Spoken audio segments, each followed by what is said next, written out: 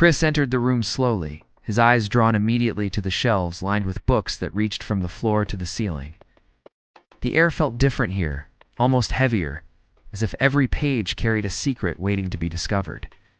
In the center of the room, the millionaire sat calmly, his presence both powerful and inviting. There was no need for introductions, no need for words of formality. The very atmosphere was enough to signal that wisdom was about to be shared. Chris sat down, feeling the leather of the chair sink beneath him, and leaned forward, ready to listen.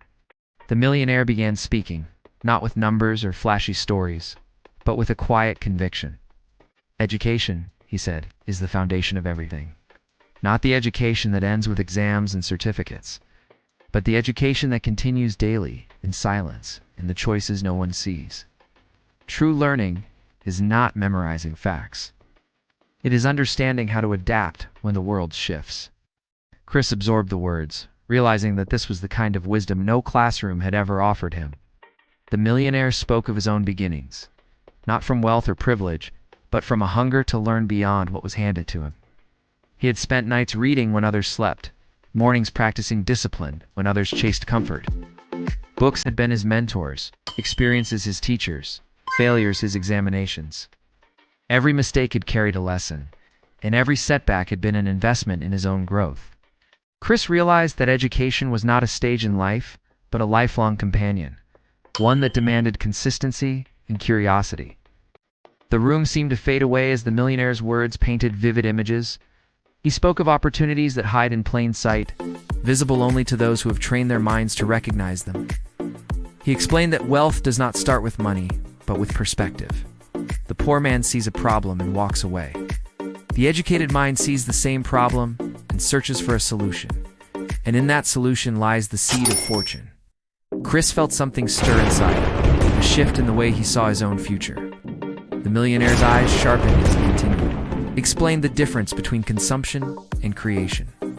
Most people, he said, consume endlessly. They consume entertainment, consume opinions, consume distractions, yet they rarely create. Education teaches you to consume information, but true success comes from creating value, producing something that others can benefit from. Chris imagined himself not just learning passively, but actively shaping ideas, turning his energy into something the world could use. The lesson deepened as the millionaire spoke about time. He described time as the most valuable currency, more precious than gold or property, because it could never be replenished. He recalled how he had once wasted hours chasing shallow pleasures, only to learn that focus and discipline separate those who dream from those who achieve.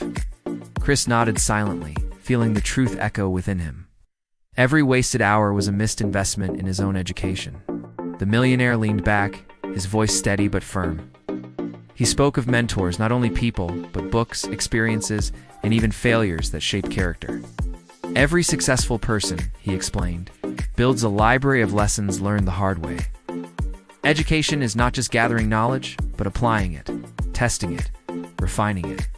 The millionaire smiled faintly as he revealed that his greatest teachers had been moments of loss, times when plans collapsed, businesses failed, and trusted partners walked away. Yet each failure was a chapter in his book of education, a step that sharpened his vision and toughened his spirit.